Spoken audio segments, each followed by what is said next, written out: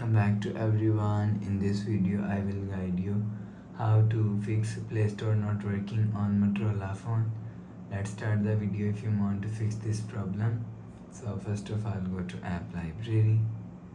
Here click on settings app.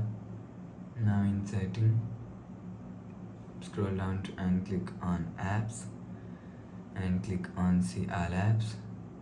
After click on see all apps, scroll down and search Play Store from here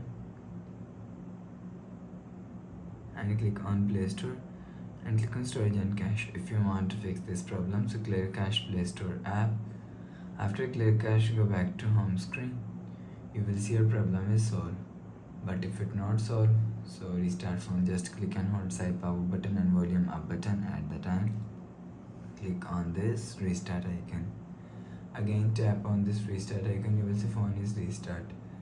After restarting, enter phone pin. You will see your problem is solved. But if it doesn't fix this problem, check your net. After check your net, you will see your problem is solved. So please subscribe for more new latest videos. Thanks for watching.